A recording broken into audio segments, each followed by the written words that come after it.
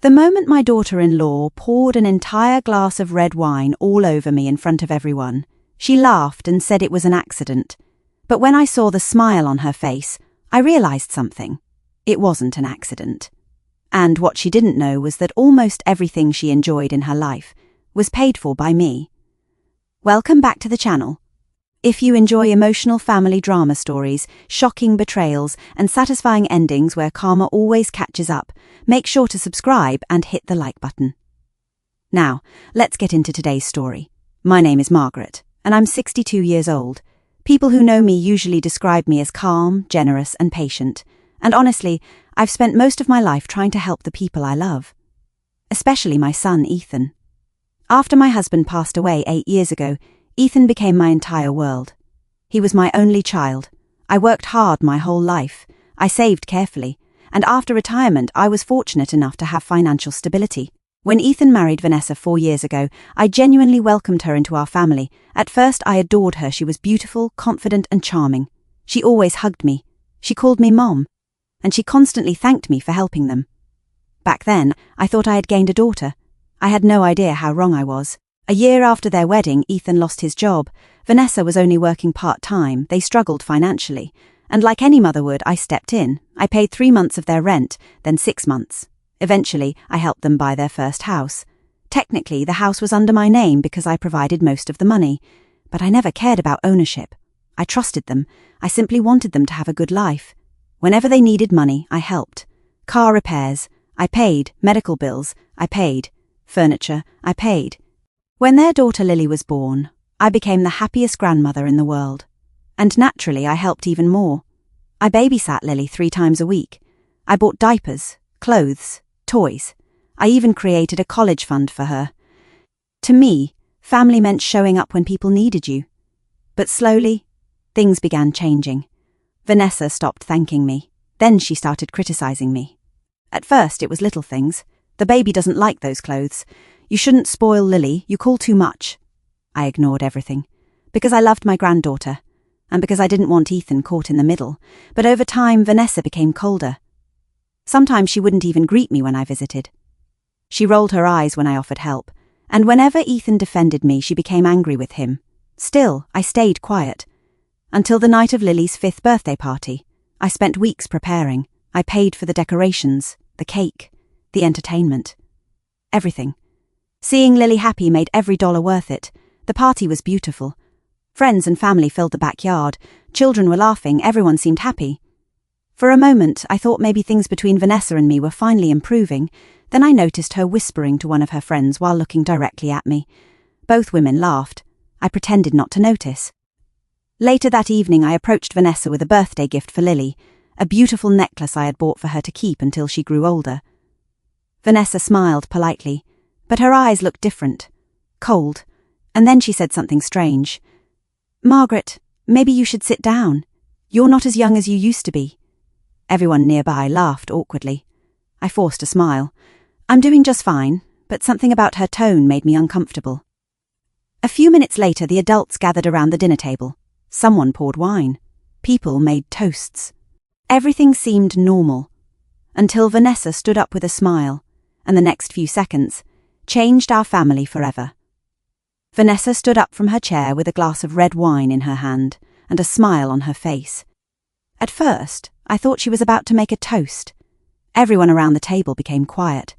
Friends, neighbours, some of Ethan's co-workers, even little Lily was sitting nearby with her birthday crown still on her head. Vanessa raised her glass and smiled. "I just want to thank everyone for coming today," she said sweetly. Everyone nodded politely. Then she looked directly at me. "And of course, a special thanks to Margaret," I smiled. Despite everything that had happened between us over the years, hearing my name mentioned made me hopeful. Maybe she really was trying to make peace. Maybe I had misjudged her. Maybe tonight would finally be different. I couldn't have been more wrong. Vanessa laughed softly. "Margaret has always been very involved," a few people chuckled awkwardly. I forced a smile. Then she continued. "Sometimes I think she forgets this is our family and not hers." The table suddenly became uncomfortable. People looked down at their plates. Ethan shifted nervously in his seat. I quietly said, "Vanessa, sweetheart, this isn't necessary." But she ignored me. "No, I mean it. Margaret loves reminding everyone how much she helps us. That statement hurt, because I had never once asked for praise. Not once. Everything I did because I loved my son and granddaughter. Then she looked around at everyone and said something that made my heart sink. Honestly, sometimes I feel like we have 3 parents in this house. Several people exchanged uncomfortable looks. One of Vanessa's friends laughed, but most people looked embarrassed. I could see Ethan turning pale. "Vanessa," he whispered. "Stop." But she wasn't finished. "Oh, relax," she said. "We're all family." That sentence. The favourite excuse people use when they're being cruel. I slowly stood up. "Maybe we should talk about this another time?" Then she smiled, and I noticed something strange in her eyes. It wasn't anger. It was satisfaction, as if she had been waiting for this moment, before I could sit back down. She suddenly turned, and the entire glass of red wine spilled directly over my blouse. The dark liquid covered my clothes and dripped onto the floor. For 1 second, nobody moved. Nobody spoke. I just stood there completely shocked. Vanessa immediately covered her mouth. "Oh my God, I'm so sorry." But then I saw it. That smile. It lasted only a second, but I saw it. And so did Ethan, because his expression changed instantly. "Vanessa," he said quietly. She laughed nervously. It was an accident, but even the people around the table didn't believe her. One of the neighbours immediately stood up and handed me napkins. Another guest helped me with my chair. Meanwhile, Vanessa kept repeating the same words. It was an accident. It was an accident, but nobody was responding, because the atmosphere had completely changed. Then little Lily looked at her mother and innocently asked, "Mommy, why are you smiling?" The entire table froze. Vanessa's face turned white. Children always tell the truth, and in that moment, her own daughter exposed her. I looked down at my ruined clothes, and suddenly, something inside me changed. Not anger, not sadness, clarity. For 4 years I had ignored the insults. I had tolerated the disrespect. I had convinced myself that staying quiet would keep the family together. But standing there with wine dripping from my clothes while my granddaughter looked confused, I realised something. I wasn't preserving peace. I was rewarding bad behaviour. And maybe I had been doing that for far too long. I quietly excused myself and walked inside the house. A few minutes later, Ethan followed me. He looked devastated. "Mom, I'm so sorry." I smiled sadly. "You don't need to apologise." But she does. He lowered his head. Because deep down, he knew I was right. Then he said something that broke my heart. "Mom, I don't know how much longer I can keep pretending everything is okay." I stared at him. "What do you mean?"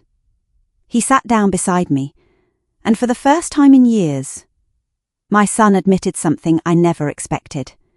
He wasn't happy. Not even close. He confessed that he and Vanessa had been fighting constantly. Their marriage was falling apart. She blamed everyone for her problems. She spent money recklessly. And recently, she had started treating him with the same disrespect she treated me. As I listened, my heart broke for him. Because I realised something terrible. I had spent years protecting their marriage. But maybe their marriage had been broken for a long time. That night, after everyone left, I went home. I removed the stained blouse, and while putting it in the laundry basket, I looked at myself in the mirror. Then I said something out loud. Something I had never said before. "I'm done." The next morning, I called my lawyer, because there was one detail Vanessa had completely forgotten. The house they lived in, the one she constantly referred to as her home, the one she bragged about to her friends, the one she used to impress people. Legally, it still belonged to me. And what happened next was something Vanessa never saw coming the morning after Lily's birthday party. I sat alone in my kitchen with a cup of coffee and stared at the wine stain that still hadn't completely come out of my favourite blouse. Oddly enough, I wasn't crying. I wasn't angry. I was simply tired. Tired of making excuses. tired of pretending everything was normal, and tired of sacrificing my peace for people who clearly didn't value it. For years, I had convinced myself that staying quiet was the same thing as being loving, but I finally understood something. Love without respect eventually becomes pain. At 10 o'clock that morning, I called my attorney. Since the house had been purchased with my money, and because I had insisted years earlier on keeping everything legally protected, the property was still under my name. At the time, Ethan had laughed. "Mom, why are you being so careful? We're family." But after losing my husband, I had learned something important. Good intentions are wonderful, but paperwork matters. My attorney carefully reviewed everything. Then he said something simple. "Margaret, legally speaking, the property is yours." I closed my eyes. Not because I was happy, because I never imagined I would need those documents. 2 days later, Ethan came to visit me. He looked exhausted. His eyes were red for a moment. I saw the little boy I used to comfort after nightmares. "Mom," he said quietly, "I need to tell you something." I nodded. And then my son admitted the truth. After the party, he confronted Vanessa. At first, she denied everything. Then she blamed stress. Then she blamed me. And finally, she admitted that humiliating me had been intentional. According to Ethan, she actually said, "Maybe now she'll stop acting like she's the queen of everything." Hearing those words hurt, not because of the insult, but because I genuinely loved her. I had treated her like a daughter, and apparently she had viewed me as an enemy. Then Ethan said something that broke my heart. "Mom, I think I married the wrong person." I reached across the table and held his hand. "You married someone you believed loved you. That doesn't make you a bad person." He lowered his head and started crying. I hadn't seen my son cry since his father's funeral. For the next hour, we talked honestly for the first time in years. Not about money, not about responsibilities, just as mother and son. Then he surprised me. "Mom, if you want the house back." "I understand." I stared at him. "Are you sure?" He nodded. "Honestly, I don't think Vanessa ever appreciated anything you've done. And neither did I." That confession hurt. But it also healed something inside me. Because for the first time, my son was finally seeing the truth. 3 weeks later, Vanessa was officially served with legal documents. I still remember the phone call. She screamed. She cried. She accused me of destroying her life. Then came the messages, 27 text messages in one night. Voicemails, angry emails, even messages from some of her friends calling me cruel. But something surprised me. Not once did Vanessa apologize. Not once did she ask how I felt. Not once did she mention the humiliation at the party. Everything was about what she was losing. And that told me everything I needed to know. A month later, Ethan moved out. He filed for divorce. And although the process was painful, I stood beside him every step of the way. Not because he was perfect, but because he finally accepted responsibility for allowing things to go on for so long. Meanwhile, little Lily continued spending weekends with me. And thankfully, none of the adults' problems changed the love between grandmother and granddaughter. One Saturday afternoon, while we were baking cookies together, Lily looked up at me and asked, "Grandma, are you still sad about Mommy?" I smiled softly. "A little." She wrapped her tiny arms around me and whispered, "Don't worry, I still love you." And just like that, my heart melted. Because children have a way of healing wounds adults create. 6 months later, Ethan came over for dinner. He looked happier, healthier, at peace. As we sat on the porch watching the sunset, he quietly said, "Mom, I'm sorry I didn't protect you sooner." Tears filled my eyes, because I had waited years to hear those words. I smiled. "You're here now. That's enough. Today, life is peaceful. The house has been sold. Part of the money went into Lily's college fund. The rest I used to finally travel, something I had postponed for years while taking care of everyone else. Last month, I visited Italy, and as I sat in a small cafe in Florence with a glass of wine in my hand, I couldn't help but laugh. Because life has a strange sense of humour. The same drink that once represented humiliation now represented freedom. Last week, a friend asked me if I regretted taking everything back. I thought about it for a moment. Then I smiled. No, because I didn't take everything. I simply stopped giving to people who never appreciated it. And honestly, that glass of wine she poured over me turned out to be the greatest gift she ever gave me. Because it finally taught me something I should have learned years earlier. Being generous does not mean allowing people to disrespect you.